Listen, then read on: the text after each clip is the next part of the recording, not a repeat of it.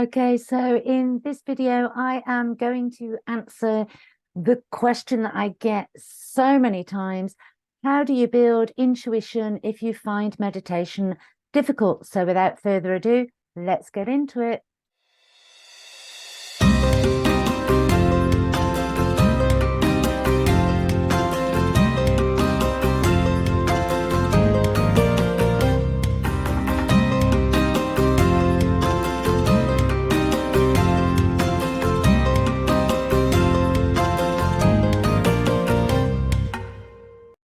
Hi, welcome to Oaklaw Door. For those of you that don't know me, my name is Claire Attio. For those that are returning subscribers, thank you, thank you, thank you. So in this week's episode, how do you continue to build and strengthen your intuition if you find meditation difficult? Now, meditation is always the number one go-to, but not everybody can meditate. Not everybody can quiet the mind sufficiently that they get the traction or feel that they're doing it correctly, and that is a lot of cognitive behavior. We just need to learn to quiet that down, and that's easier said than done. I particularly found that quite difficult to start with, and I did a program of 30 days continuously of hypnotic meditation to get into it. Meditation aside, there are other ways of building your intuition, of strengthening your intuition. Journaling is the second go-to. Journal everything, journal how you're feeling.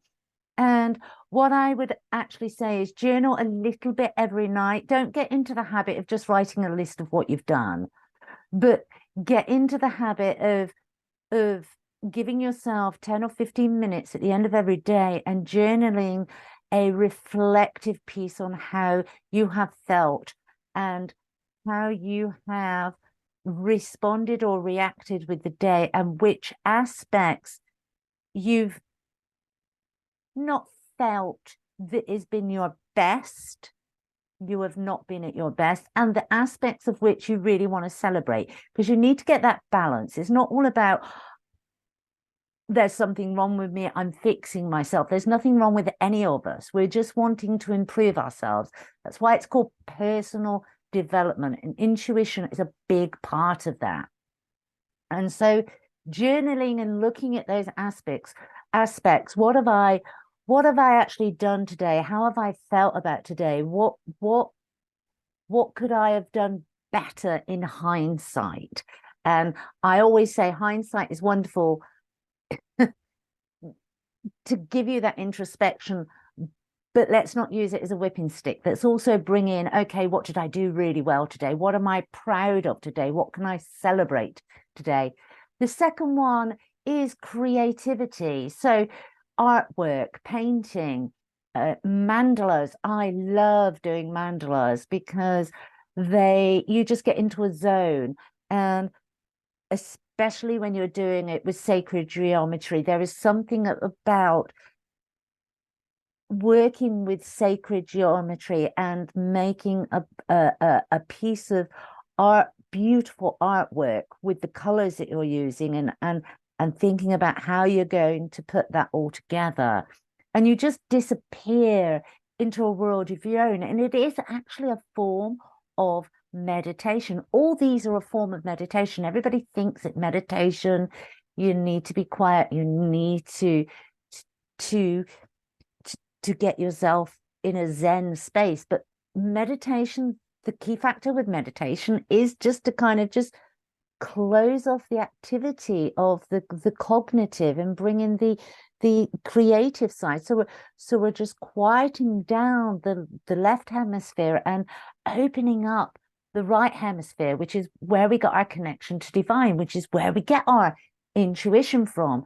And so creativity, artwork, reading, anything that puts you in a creative space is a brilliant way of heightening your intuition, because it's opening up that right hemisphere, the right hemisphere of the brain, and bringing down and connecting you with divine. Mindful observation is really, really good. Observing your thoughts, turn up the volume on that inner voice. And I've done other videos on that. Turning up that volume, actually listening to what you're saying. Is it positive? Is it negative?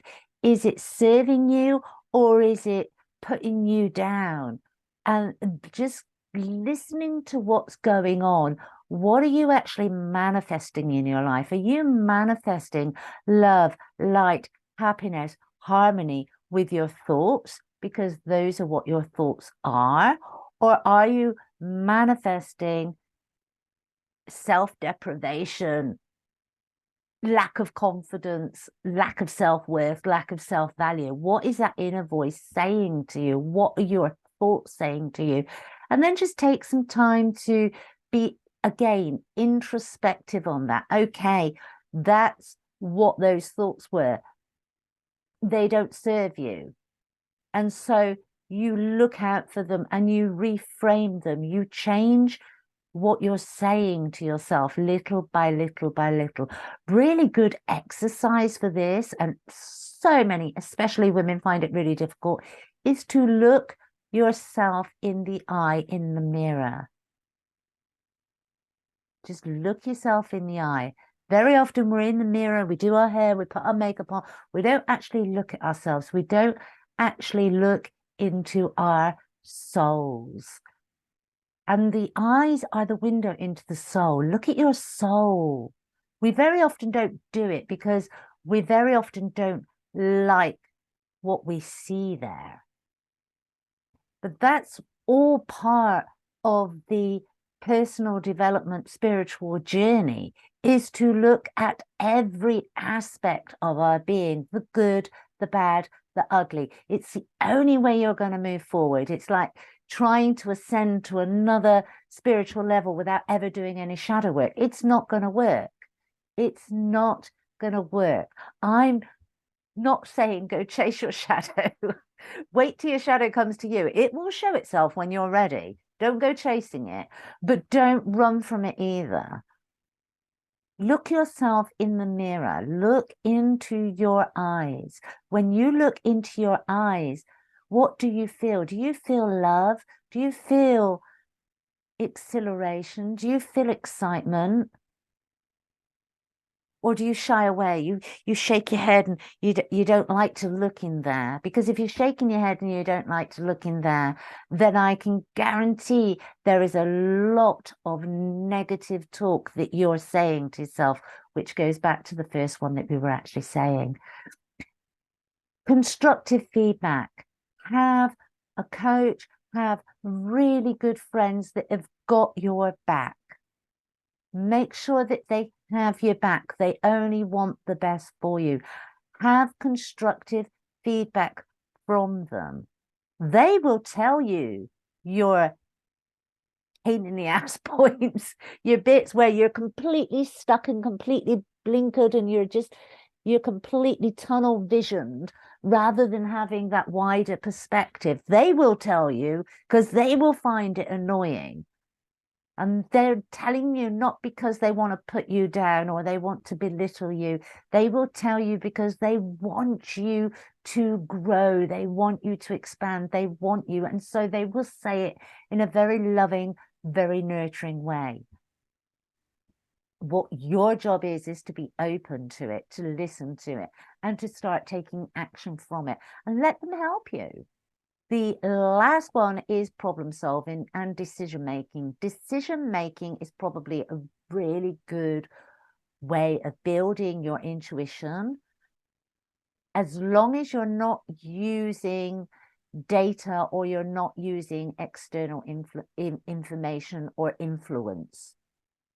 Rely on yourself. Start to rely on yourself. That's what builds you a firm foundation of the lower three chakras, that base chakra, the solar plexus, and the sacral. When you know yourself enough that you can make a decision without prior knowledge or without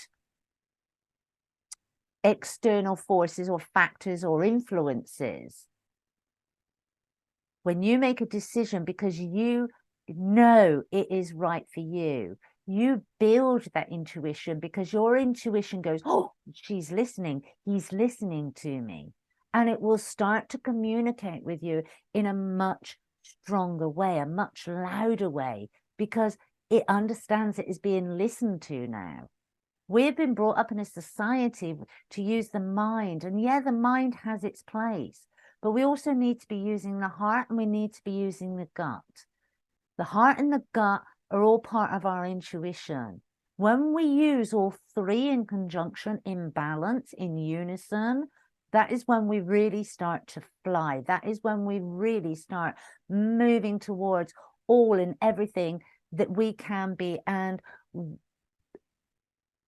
infinite possibilities, just infinite possibilities. There is nothing stopping you when you start using and trusting your gut, your heart, and your brain in unison. And so don't get hung up. I'm the first one to say, oh, meditate, meditate, meditate. But I am fully aware through my own struggles that meditation to begin with can be difficult. But no, I've just given you 5, and there's many, many more ways, but these 5 will start to really build that intuition. And as your intuition starts to build, then things like meditation and some of the other ones will start to flow into your life with greater ease, with greater grace. And so I'll leave you with that. I hope you found it helpful. If you did, please give it a likes up, share it with your friends. If you've not yet subscribed, please do that. Until the next time, blessings to you all. Bye-bye.